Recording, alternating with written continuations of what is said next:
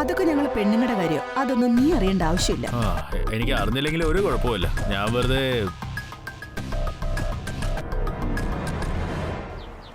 നിങ്ങളുടെ സൗന്ദര്യം കാണാൻ വന്നതാ.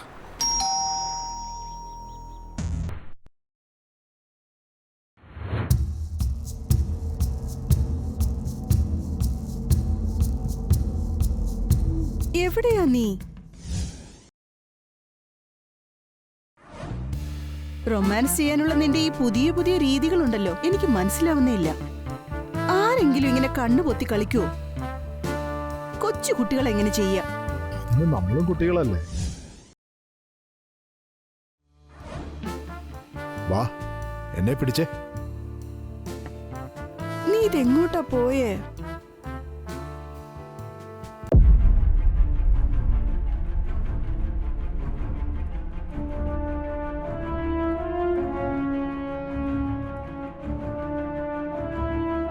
കിഷൻ, എവിടെയാ നീ?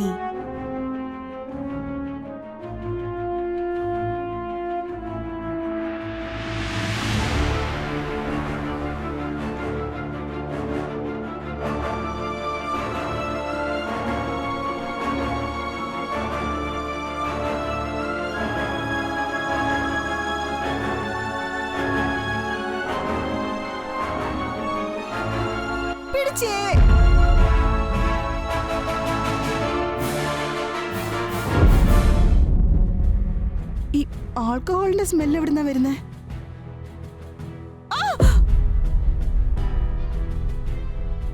ലവ്ലി, എന്തു പറ്റി? അത് അവിടെ ആരും ഉണ്ടായിരുന്നു. എന്നെ തള്ളിയിട്ടിട്ട് പോയി. ആരുണ്ടെന്നാ പറയുന്നത്? അവിടെ ആരുമില്ല. അവിടെ ഉണ്ടായിരുന്നു.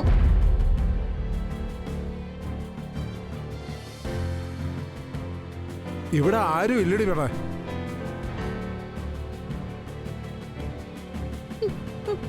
ഉറപ്പായിട്ടും ഉണ്ടായിരുന്നു. എന്നെ തള്ളിയിട്ടതാ. നോക്ക്, നിനക്ക് ശരിക്കും തോന്നിയതായിരിക്കും. ഇവിടെ എങ്ങും ആരുമില്ല. അല്ല, ഉണ്ടായിരുന്നു. ആൽക്കഹോളിന്റെ സ്മെല്ലും ഉണ്ടായിരുന്നു. അത് ശരി, നീ അതിനിടയ്ക്ക് മണത്തും നോക്കിയോ? എടി, ഞാൻ പറയുന്ന കേൾക്ക്, ഇവിടെ എങ്ങും ആരുമില്ല. റിലാക്സ്.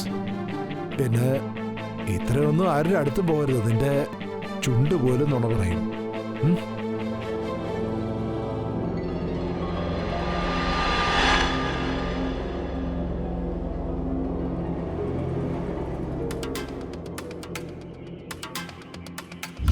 കിഷനും ലവ്ലിയും സന്തോഷകരമായ ഒരു കുടുംബജീവിതം ജീവിക്കുകയായിരുന്നു.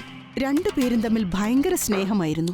നല്ലൊരു ഹാപ്പി കപ്പിളായി അവരുടെ ചെറിയ ലോകത്ത് ചിരിച്ചും കളിച്ചും ജീവിക്കുകയായിരുന്നു. പക്ഷെ ആ വ്യക്തി ആരായിരുന്നു? ആരും അറിയാതെ ലവ്ലിയെ നോട്ടമിട്ടിരുന്ന ആ മനുഷ്യൻ. അത് ശരിക്കും ലവ്ലിയുടെ തോന്നലായിരുന്നു. ലവ്ലിയുടെയും കിഷന്റെയും സന്തോഷത്തിൽ വിള്ളൽ വീഴ്ത്താനോ അതോ ഒരു കൊടുങ്കാറ്റ് സൃഷ്ടിക്കാനോ പോകുന്ന അവരുടെ ഭൂതകാലത്തിലെ ഒരു നിഴലായിരിക്കുമോ അത്? കുറ്റകൃത്യത്തിന്റെ കഥ ദാ ഇവിടെ തുടങ്ങുകയാണ്.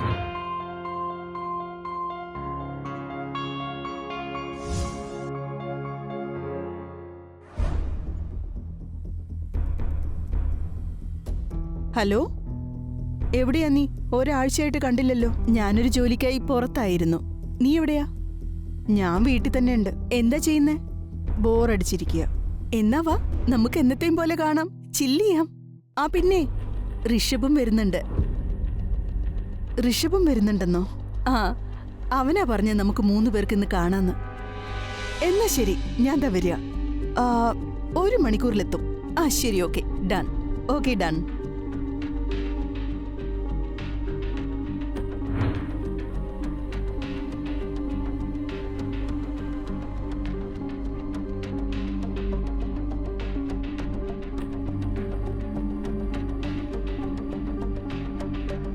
ആഹാ, എങ്ങോട്ടാ മോളി അണിഞ്ഞൊരുങ്ങി പോകുന്ന ആൾക്കാരെ മയക്കാൻ? കുറച്ചു മുമ്പ് കാവ്യ വിളിച്ചിരുന്നു. ഞാൻ അവളെ കാണാൻ പോവാ. കാവ്യ എന്റെ പെങ്ങള്. എന്നെക്കാളും കൂടുതൽ നിനക്ക് അവളെയാണല്ലോ ഇഷ്ടം. അവൾ എന്റെ ബെസ്റ്റ് ഫ്രണ്ടാ. അപ്പൊ ഞാനോ? നീ എന്റെ ജീവനല്ലേ? ഓ പിന്നെ.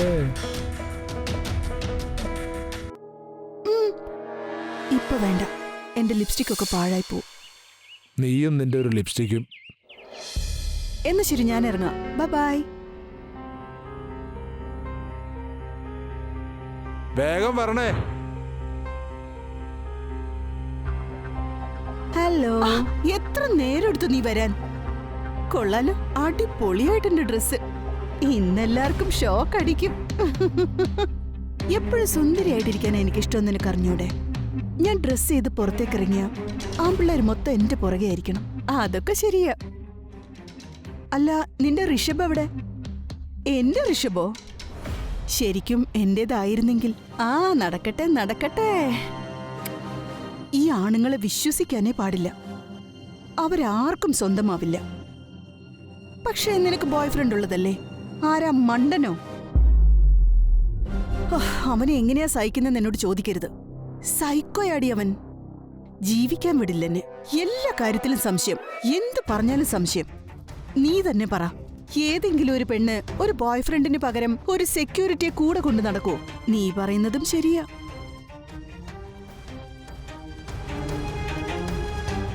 ഓൾ ഗേൾസ്, നിങ്ങൾ എന്ത് പറഞ്ഞിരിക്കുക? അതൊക്കെ ഞങ്ങൾ പെണ്ണുങ്ങളുടെ കാര്യം. അതൊന്നും നീ അറിയേണ്ട ആവശ്യമില്ല. എനിക്ക് അറിഞ്ഞില്ലെങ്കിൽ ഒരു കുഴപ്പമില്ല. ഞാൻ വെറുതെ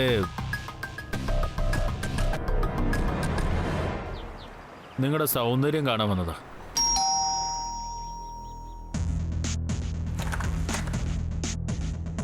സൗന്ദര്യം നോക്കുന്നവരുടെ കണ്ണിലല്ലേ ഉള്ളത്?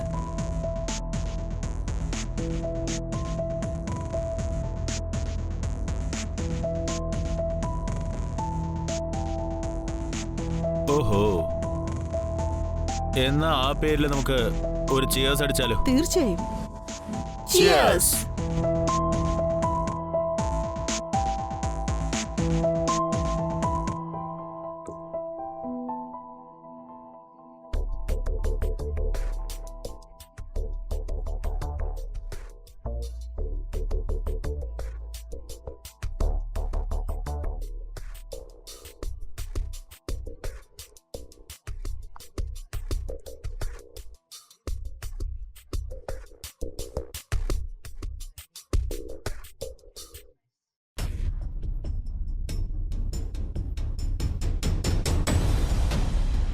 കാവ്യം ലവ്ലിയും തുറന്ന ചിന്താഗതിയുള്ള സ്ത്രീകളായിരുന്നു. അവർ സ്വതന്ത്രമായ ആശയങ്ങളോടെയായിരുന്നു ജീവിതം നയിച്ചിരുന്നത്. പക്ഷെ ആരായിരുന്നു ആ വ്യക്തി അവരെ നിരന്തരം നിരീക്ഷിച്ചുകൊണ്ടിരുന്നത്? അതൊരു സൈക്കോപാത്തായിരുന്നോ, അല്ലെങ്കിൽ ഒരു സ്റ്റോക്കറായിരുന്നോ? അയാൾ ലവ്ലിയുടെ പുറകെ കൂടിയിരുന്നു. അവൾ എവിടെയൊക്കെ പോയാലും ഒളിഞ്ഞും പാത്തും പുറകെ കൂടിയിരുന്നു. അതോ കാര്യം മറ്റു വല്ലതുമാണോ? നിങ്ങൾ തന്നെ ചിന്തിച്ചു നോക്കൂ. ആരെങ്കിലും ഒളിഞ്ഞും പാത്തും നിങ്ങളുടെ ഓരോ പ്രവർത്തനവും നിരീക്ഷിച്ചുകൊണ്ടിരിക്കുകയാണെങ്കിൽ എത്ര ഭയപ്പെടുത്തുന്ന ചിന്തകളായിരിക്കും മനസ്സിൽ വന്നുകൊണ്ടിരിക്കുക?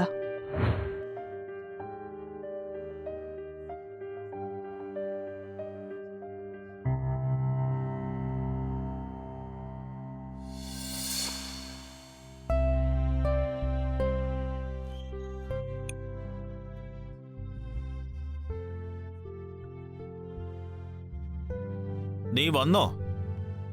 മര്യാദയ്ക്ക് സംസാരിക്കുക. ആഹാ, നീ ഷോ കാണിക്ക? ആ ലൗലിയുടെ കൂടെ ചേർന്ന് നശിക്കാനല്ലേ പുറപ്പാട്? കണ്ടവന്മാരോട് സൊള്ളിക്കൊണ്ടിരിക്കുക. ഞാനെന്താ പ്രാന്തരാന്ന് കരുതിയോ? നീ വെറും ഒരു മണ്ണുണ്ണിയാ. അസൂയ നിനക്കെന്നോട്. ഞാൻ സന്തോഷിക്കുന്നത് നിന്നെ കൊണ്ട് സഹിക്കാൻ പറ്റുന്നില്ല. ഈ ഇടയ്ക്കായിട്ട് നിനക്ക് കുറച്ച് കൂടുന്നുണ്ട്. ആവശ്യമില്ലാത്ത സംസാരവും കുറെ അഹങ്കാരവും. നിന്റെ ആ സുഹൃത്തല്ലേ ലവ്ലി, അവൾക്കും ഞാൻ ഇതുപോലെ ഒന്ന് വെച്ചിട്ടുണ്ട്. അവൾ മറക്കാത്ത പോലെ. നടക്കടി.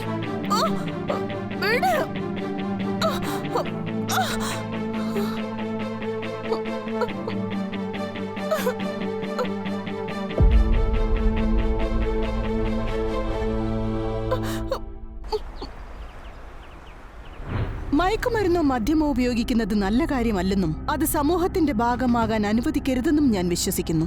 എന്നാൽ ഇന്നത്തെ കാലത്ത് പാർട്ടിയിൽ പങ്കെടുക്കുക, ഹാങ് ഔട്ട് ചെയ്യുക എന്നിവ സമൂഹത്തിലെ പലരുടെയും ജീവിതശൈലിയുടെ ഭാഗമായിട്ടുണ്ട്. പക്ഷേ അതുകൊണ്ട് മദ്യലഹരിയിലായിരിക്കുന്ന ഒരു സ്ത്രീ ഒരു പുരുഷന്റെ കാമം തീർക്കാനുള്ള ഒരു ഉപാധിയായി മാറണമെന്നില്ല. എല്ലാവർക്കും തങ്ങളുടെ ഇഷ്ടപ്രകാരം ജീവിക്കാനുള്ള അവകാശമുണ്ട്. അവർ നിയമം ലംഘിക്കാത്തിടത്തോളം മാത്രമാണത്.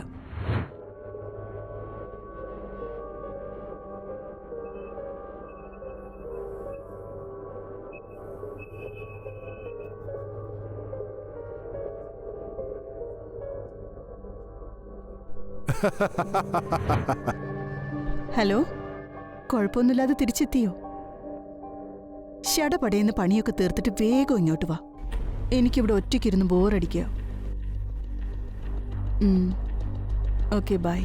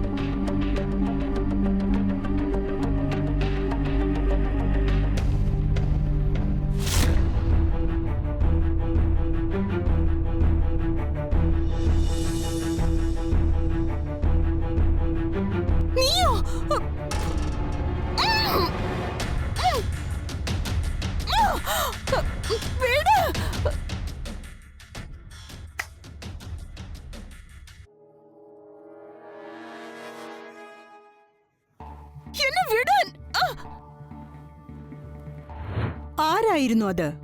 ലവ്ലിയോട് ബലമായി പെരുമാറുകയും അവളെ ബലാത്സംഗം ചെയ്തതും. കിഷൻ വീട്ടിലില്ലാത്ത സമയത്ത് അവന്റെ അഭാവത്തിൽ വീട്ടിലേക്ക് അതിക്രമിച്ചു കയറി ലവ്ലിയെ ബലാത്സംഗം ചെയ്തത് ആരുടെ പ്രവൃത്തിയായിരിക്കാമെന്ന് തോന്നുന്നു? കാവ്യയോടും ലവ്ലിയോടും പ്രതികാരം ചെയ്യാൻ നിതിനായിരിക്കുമോ ഇത് ചെയ്തത്? കാരണം കാവ്യയും ലവ്ലിയും തുറന്ന ചിന്താഗതിക്കാരായിരുന്നത് നിതിനൊട്ടും ഇഷ്ടമായിരുന്നില്ല. ഏതെങ്കിലും തരത്തിൽ ഇവരോട് അവന് പ്രതികാരം ചെയ്യണമായിരുന്നു. ഞാൻ നിന്നോട് പറയും നിന്റെ ബോയ്ഫ്രണ്ടിനെ മറക്കുന്ന നല്ലതെന്ന്. പിന്നെ എൻ്റെ കൂടെ ജീവിക്കാൻ. കാര്യം എന്താണെന്നറിയോ, എനിക്ക് ഈ കമ്മിറ്റ്മെൻ്റ് ഒന്നും ഇഷ്ടമല്ല. എനിക്ക് പെൺകുട്ടികൾക്ക് ചെലവ് ചെയ്യണം, അവരുടെ ആഗ്രഹങ്ങൾ പൂർത്തിയാക്കണം. അതിന് പകരമായിട്ട് എൻ്റെ ആഗ്രഹങ്ങൾ നിറവേറ്റണം. എന്റെ ബോയ്ഫ്രണ്ട് ഒരു പ്രാന്തനാ. അവനെ ഞാൻ ഉപേക്ഷിച്ചെന്ന് വെച്ചോ, പിന്നെ അവൻ എന്തൊക്കെയാ ചെയ്യാന്നറിയില്ല. ദേ നോക്ക്, എൻ്റെ ബിസിനസ് എത്ര വലുതാന്ന് വെച്ചാ അവനെ പോലത്തെ ഒരാളെ ഇല്ലാതെയാക്കാൻ അത്ര സമയം വേണ്ടി വരില്ല. അതെയോ? നീ എന്താ മാന്ത്രികനാ? ആൾക്കാരെ മായ്ച്ചു കളയാൻ? അപ്പൊ എന്നെയും എങ്ങോട്ടെങ്കിലും മായ്ച്ചു കൊണ്ടുപോയിക്കൂടെ, ഒരു മനോഹരമായ ലോകത്തേക്ക്? എന്നാ ഞാൻ നിന്നെ വിളിച്ചോണ്ട് പോ. ആദ്യം നിനക്ക് സ്വർഗം എന്താന്ന് കാണിച്ചു തരാം.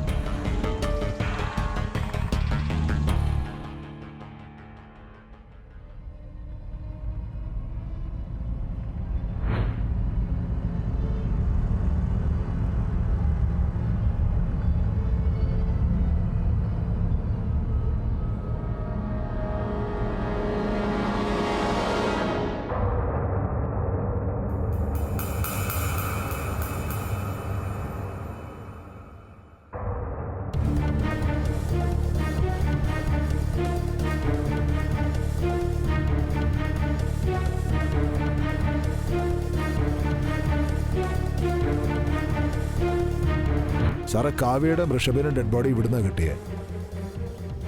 2 ഡെഡ് ബോഡീസും നമ്മൾ പോസ്റ്റ്മോർട്ടത്തിന് അയച്ചിട്ടുണ്ട്. സാറേ, ഡെഡ് ബോഡീസ് കണ്ടിട്ട് വളരെ ക്രൂരമായിട്ടാണ് കത്തി കൊണ്ട് കുത്തി കൊന്നിരിക്കുന്നതെന്നാണ് തോന്നുന്നത്. നിങ്ങൾക്ക് ഇവിടുന്ന് വേറെ ഏതെങ്കിലും പ്രൂഫ് കിട്ടിയോ? ഇല്ല സാർ, അന്വേഷിച്ചുകൊണ്ടിരിക്കുക. ഒരു കാര്യം ചെയ്യും, അവരുടെ കോൾ ഡീറ്റെയിൽസ് എടുക്കുക വേഗം. സാറേ, നമുക്ക് ഇവിടുന്ന് ഋഷഭിന്റെ പൊട്ടിയ ഫോൺ കിട്ടിയായിരുന്നു. അത് നമ്മൾ റിപ്പയറിങ്ങിന് കൊടുത്തിട്ടുണ്ട്. പിന്നെ കോൾ ഡീറ്റെയിൽസും ആവശ്യപ്പെട്ടിട്ടുണ്ട്. അവർക്ക് വേറെ റിലേറ്റീവ്സ് ഒന്നും ഇല്ലായിരുന്നോ, സുഹൃത്തുക്കളോ? അതെ സാർ, അടുത്ത പരിസരത്തൊക്കെ ചോദ്യം ചെയ്തപ്പോൾ മനസ്സിലായി കാവ്യയ്ക്ക് ഒരു ബോയ് ഫ്രണ്ട് ഉണ്ടായിരുന്നെന്ന്. അവൾ അവൻ്റെ കൂടെ താമസിച്ചേ. പിന്നെ സാർ, കാവ്യയ്ക്ക് ഒരു ഫ്രണ്ട് ഉണ്ട്, ലവ്ലി. അവർ തമ്മിൽ ഭയങ്കര അടുപ്പമായിരുന്നു. ഒരു കാര്യം ചെയ്യ്, ആ കാവ്യയുടെ ബോയ് ഫ്രണ്ടിനെ കൊണ്ടുപോവാ. പിന്നെ ആ ലവ്ലി, അവളെയും ചോദ്യം ചെയ്യണം. സർ, കാവ്യയുടെയും ഋഷഭിന്റെയും മൃതദേഹങ്ങൾ കാവ്യയുടെ വീട്ടിൽ നിന്ന് തന്നെ കണ്ടെത്തിയത് ഞെട്ടിപ്പിക്കുന്ന സംഭവമായിരുന്നു. കാവ്യയ്ക്ക് ഋഷഭുമായി ശാരീരിക ബന്ധം ഉണ്ടായിരുന്നുവെങ്കിലും അതിന്റെ പേരിൽ കൊലപാതകം പോലുള്ള കുറ്റകൃത്യം ചെയ്യുന്നത് ന്യായീകരിക്കാനാവില്ല. പോലീസ് കാവ്യയുടെ കാമുകനായ നിതിനു വേണ്ടിയുള്ള അന്വേഷണം തുടങ്ങി. നിതിൻ ഫോൺ സ്വിച്ച് ഓഫ് ചെയ്ത് എവിടെയോ അപ്രത്യക്ഷനായിരിക്കുകയാണ്. എന്നുവെച്ചാൽ ഈ കൊലപാതകത്തിൽ നിതിന് പങ്കുണ്ടോ? അങ്ങനെയാണെങ്കിൽ ലവ്ലിയുടെ ജീവനും അപകടത്തിലായേക്കാം. പോലീസ് നിതിനെ പിടികൂടുമോ, അതോ മറ്റൊരു കുറ്റകൃത്യത്തിന് കൂടി ഇത് വഴിവെക്കുമോ?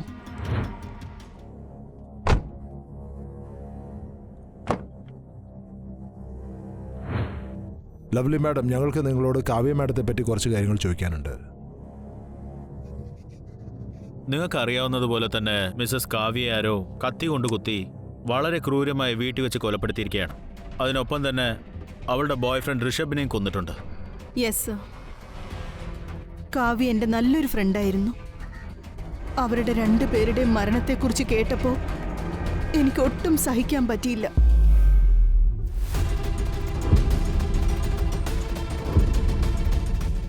ഋഷഭും ഞങ്ങളുടെ വളരെ നല്ല ഫ്രണ്ടായിരുന്നു. സാറേ, ലവ്ലി എന്നോട് കാവ്യയുടെയും ഋഷഭ് സാറിന്റെ മരണത്തെക്കുറിച്ച് പറഞ്ഞിരുന്നു. ഇവിളി ന്യൂസ് കേട്ടേ പിന്നെ മര്യാദയ്ക്ക് ഭക്ഷണം പോലും കഴിച്ചിട്ടില്ല സർ. എപ്പോൾ നോക്കിയാലും കരച്ചില്ല. സർ, കിഷനും കാവ്യയല്ലാതെ എനിക്ക് ലോകത്ത് വേറെ ആരുമില്ല. ആരായിരിക്കും അവരെ ഇത്രയും ക്രൂരമായി കൊലപ്പെടുത്തിയത്? നിങ്ങൾക്കാരെങ്കിലും സംശയമുണ്ടോ? ഈ ഋഷഭ് സാർ ഒരു വലിയ ബിസിനസ്മാൻ അല്ലായിരുന്നോ? പുള്ളിക്കാരോടെങ്കിലും ശത്രുത, അല്ലെങ്കിൽ കാവ്യ മാഡത്തിന് ആരോടെങ്കിലുമായിട്ട്? ഋഷഭിന് അങ്ങനെ ശത്രുക്കളൊന്നും ഉള്ളതായിട്ട് എനിക്കറിയില്ല. അഥവാ ഉണ്ടെങ്കിൽ തന്നെ ഞാനിതുവരെ അങ്ങനെ ആരെയും കണ്ടിട്ടില്ല സർ.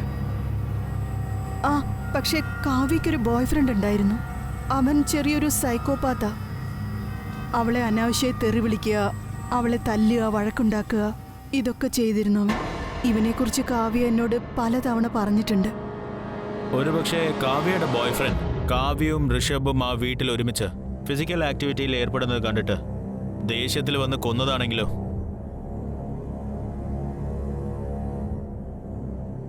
ശരിയപ്പോ ഞങ്ങളിപ്പോ ഇറങ്ങാം. എന്തെങ്കിലും ആവശ്യം വന്നാൽ വീണ്ടും കോണ്ടാക്ട് ചെയ്യാം. ശരി സർ.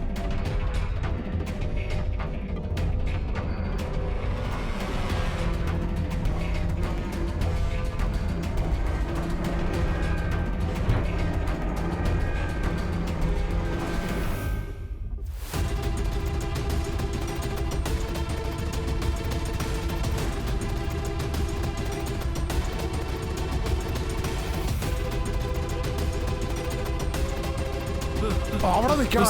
സർ വേണ്ട സർ, വിട് സർ. എവിടെയായിരുന്നു മോനെ ഓടി രക്ഷപ്പെടാൻ നോക്കുന്നത്? അവസാനം നീ കൈപ്പെട്ടു. വളരെ ബുദ്ധിമുട്ടിയാ നിന്നെ സ്കെച്ച് ഇട്ടാ ഞാൻ. വേണ്ട സർ, സർ വേണ്ട.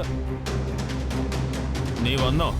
അവസാനം ഞങ്ങളുടെ പെട്ടല്ലേ സാറേ, നമുക്ക് കിട്ടിയ മെസ്സേജ് വെച്ചാണ് ഇവരെ പിടികൂടാൻ സാധിച്ചത്. സാർ എന്തിനാ എന്നെ ഇങ്ങോട്ട് കൊണ്ടുവന്ന്? ഞാൻ എന്ത് തെറ്റാ സാർ ചെയ്തേ? ഇപ്പൊ നീ മര്യാദയ്ക്ക് പറ, നീ എന്താ ചെയ്തേ, എന്തിനാ ചെയ്തെന്ന്? നീ കാവ്യയും ഋഷഭിനെ എന്തിനാ കൊന്നേ? ഇല്ല സാർ, ഞാൻ ആരെയും കൊന്നിട്ടില്ല. എനിക്ക് കാവ്യ ഒരുപാട് ഇഷ്ടമായിരുന്നു സാർ. ഞാൻ എന്തിനാ അവളെ കൊല്ലണം? കാരണം നീ അവള് ഋഷഭുമായി ഫിസിക്കലാവുന്നത് കണ്ടു. എന്നിട്ട് നിന്നെ പോലത്തെ വട്ടന്മാര് ഭ്രാന്ത് തലയ്ക്ക് പിടിക്കുമ്പോൾ മറ്റുള്ളവരെ കൊന്നുകളയും. എന്നിട്ട് ഒന്നും സംഭവിക്കാത്ത പോലെ അഭിനയിക്കും. ഇല്ല സാർ, അവൾ എല്ലാ സമയവും വെള്ളത്തിലായിരുന്നു. കാലത്തോട്ട് വൈകുന്നേരം വരെ ഇരുന്ന് കുടിക്കും, കണ്ട ആമ്പിള്ളേരോട് ചുറ്റിക്കറങ്ങി നടക്കും. ഇതായിരുന്നു സാർ അവളുടെ സ്ഥിരം പണി. അതിനാണോ നീ അവരെ കൊന്നേ? ഇല്ല സാർ, ഞാൻ ആരെയും കൊന്നിട്ടില്ല സാർ. ഇടയ്ക്ക് ഞാൻ അവളെ കൊല്ലാന്ന് പറഞ്ഞിരുന്നതാ, പക്ഷെ എന്നെ കൊണ്ട് പറ്റിയില്ല സാർ. വാടകെ ഇങ്ങനെ ചോദിച്ചാൽ ശരിയാവില്ല. ഇവന് കൊടുക്കുന്ന അടിയില് ഇവന്റെ ശരീരത്തിലെ ഓരോ ഭാഗവും സത്യം പറയാൻ തയ്യാറാണോ? സാർ സാർ സാർ സാർ വേണ്ട സാർ. സാർ ഇല്ല സാർ, ഞാനൊന്നും ചെയ്തില്ല സാർ. Sir please sir. ഇതിനിടെ നിതിൻ പോലീസിന്റെ പിടിയിലായി. എന്നാൽ താൻ ചെയ്ത കുറ്റം സമ്മതിക്കാൻ അവൻ ഒട്ടും തയ്യാറായില്ല. അപ്പോഴാണ് പോലീസ് കാവ്യയുടെ വീടിന്റെ ഗാർഡനിൽ നിന്ന് കുഴിച്ചുമൂടിയ നിലയിൽ ഒരു കത്തി കണ്ടെത്തിയത്. ഈ കുറ്റകൃത്യം നടത്താൻ ഉപയോഗിച്ച ആയുധമായിരുന്നു അത്. കത്തിയിൽ പതിഞ്ഞ വിരലടയാളത്തിന്റെ അടിസ്ഥാനത്തിൽ പോലീസ് അന്വേഷണം ആരംഭിച്ചു. കാവ്യയുടെയും ഋഷഭിന്റെയും കോൾ ഡീറ്റെയിൽസിൽ നിന്ന് ലഭിച്ച വിവരങ്ങളും മർഡർ വെപ്പനും പോലീസിന് ഈ കേസിൽ പുതിയൊരു വഴിത്തിരിവായി. അങ്ങനെ കേസ് പൂർണ്ണമായും തെളിഞ്ഞു. യഥാർത്ഥ കൊലയാളി ആരാണെന്ന് പോലീസിന് കണ്ടെത്താനായി. നിങ്ങളുടെ ചെറുതിലെ തൊട്ടുള്ള ബെസ്റ്റ് ഫ്രണ്ടിനെ കൊന്നിട്ട് അവളുടെ ബോയ് ഫ്രണ്ടിനെ പെടുത്തി നല്ല ഗെയിമാ രണ്ടുപേരും കളിച്ച്. സാറേ, ഞങ്ങളൊന്നും ചെയ്തില്ല സാറേ. ഒന്നും ചെയ്തില്ലെന്നോ? എന്റെ ജീവിതം താറുമാറാക്കി കളഞ്ഞു. ആത്മഹത്യ ചെയ്യാന്ന് പോലും തോന്നിയതാ. പിന്നെ തോന്നി ഞാൻ എന്തിനു മരിക്കണം, ആ വ്യക്തി അങ്ങ് കൊന്നുകളയാന്ന്. അത്രയും ദേഷ്യപ്പെടാൻ കാവ്യ എന്താ ചെയ്തേ? സാറേ, ലവ്ലിയെ ഋഷഭുമായിട്ട് കാവ്യാണ് പരിചയപ്പെടുത്തിയത്. സാറേ, ഇവക്ക് ഒരു തെറ്റ് പറ്റിയതാ. ലഹരിയുടെ പുറത്ത് അവള് ഋഷഭിനോട് കുറച്ച് കൂടുതൽ ക്ലോസ് ആയിപ്പോയി സാർ.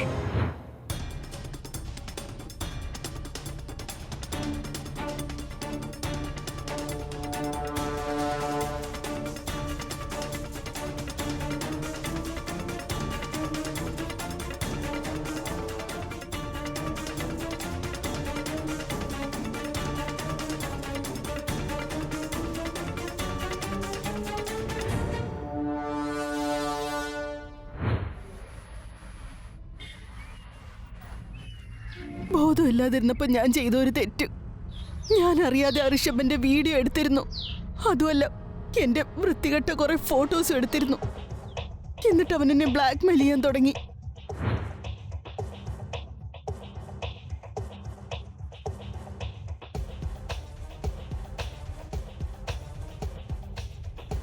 നിന്റെ ഫോണിലേക്ക് ചില ഫോട്ടോസും വീഡിയോസും അയച്ചിട്ടുണ്ട്.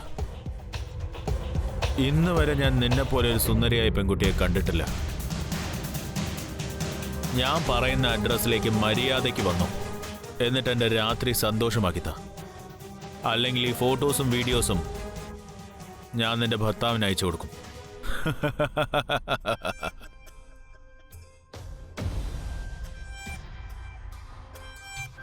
അതിനുശേഷം ആ വൃത്തികെട്ടവൻ നിർബന്ധിച്ച് പലതവണ എന്റെ ശരീരം ഉപയോഗിച്ചു. അതുമല്ല, ഈ കാര്യം ഞാൻ കാവ്യയോടും പറഞ്ഞിരുന്നു.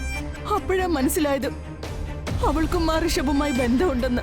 ഇങ്ങനെ എത്ര പെൺകുട്ടികളെ ആയിരിക്കും അവൾ ഋഷഭിന്റെ ബെഡ്റൂമിലേക്ക് എത്തിച്ചിട്ടുണ്ടാവുക? സർ, ബ്ലാക്ക്മെയിലിങ്ങിന്റെ ശല്യം കാരണം ലവ്ലി എന്നോട് ഈ കാര്യങ്ങളൊക്കെ തുറന്നു പറഞ്ഞു. അപ്പൊ ഞാൻ ഋഷഭനോടും കാവ്യയോടും എല്ലാ കാര്യങ്ങളും പറഞ്ഞു മനസ്സിലാക്കാൻ ശ്രമിച്ചു. പക്ഷെ അവര് മനസ്സിലാക്കിയില്ല. ഒരു നിവൃത്തിയില്ലാഞ്ഞോണ്ടായിരിക്കും. ആവശ്യം വന്നപ്പോൾ നിങ്ങൾ നിയമം കയ്യിലെടുത്തു. ദേ നോക്കൂ, എനിക്ക് നിങ്ങളുടെ വിഷമം മനസ്സിലാക്കാൻ പറ്റും. പക്ഷെ നിയമം കയ്യിലെടുക്കുന്നതും ലംഘിക്കുന്നതും അത് നിയമവിരുദ്ധമാണ്. നിങ്ങൾക്കൊരു പോലീസ് കംപ്ലയിന്റ് കൊടുത്തുകൂടായിരുന്നോ? അവരതിനനുസരിച്ചുള്ള ആക്ഷൻ എടുക്കുമായിരുന്നു. ഇനി നിങ്ങൾ ജയിലിലേക്ക് പോകുന്നതല്ലാതെ ഒരു വഴിയുമില്ല.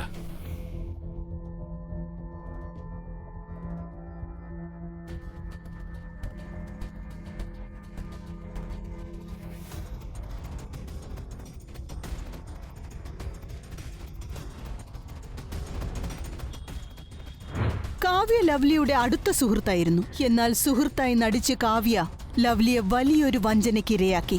ഋഷഭ് ലവ്ലിയെ ബ്ലാക്ക്മെയിൽ ചെയ്ത് നിരന്തരം ചൂഷണം ചെയ്തുകൊണ്ടിരുന്നു. ലവ്ലി ചെയ്ത ഒരു തെറ്റ് അവളുടെ ജീവിതം നരകമാക്കി. പലപ്പോഴും മദ്യലഹരിയിലും യൗവനത്തിന്റെ ആവേശത്തിലും നമ്മൾ തെറ്റായ വഴിയിലൂടെ പോകുന്നു. ആ വഴി നമ്മളെ എവിടേക്കാണ് എത്തിക്കുക എന്ന് പോലും ചിന്തിക്കാതെ നമ്മുടെ വികാരങ്ങളെ കുറച്ചെങ്കിലും നിയന്ത്രിക്കാൻ കഴിഞ്ഞാൽ ഇത്തരത്തിലുള്ള നിരവധി പ്രശ്നങ്ങളിൽ നിന്ന് നമുക്ക് രക്ഷപ്പെടാൻ സാധിക്കും. ഈ സമൂഹത്തിൽ മാന്യതയുടെ മുഖംമൂടി ധരിച്ച് സഞ്ചരിക്കുന്ന എത്രയോ ദുഷ്ടന്മാരാണുള്ളത്. ദൂരെ നിന്ന് നോക്കുമ്പോൾ അവർ മാന്യന്മാരായി തോന്നും. എന്നാൽ അവരുടെ യഥാർത്ഥ മുഖം പുറത്തു വരുന്നത് അവരൊരുക്കിയ വലയിൽ ആരെങ്കിലും കുടുങ്ങുമ്പോൾ മാത്രമാണ്. അങ്ങനെ ജന്മം കൊള്ളുന്നു കുറ്റകൃത്യത്തിന്റെ പുതിയൊരു കഥ. ഞാൻ റാണി ചാറ്റർജി നിങ്ങളോട് വിട ചോദിക്കുന്നു. നമുക്ക് വീണ്ടും കാണാം ക്രൈം ചക്രയുടെ പുതിയൊരു എപ്പിസോഡിൽ. അതുവരെ കാത്തിരിക്കൂ, സുരക്ഷിതരായിരിക്കൂ, കണ്ടാസ്വദിക്കൂ ക്രൈം ചക്ര. ജയ് ഹിന്ദ്.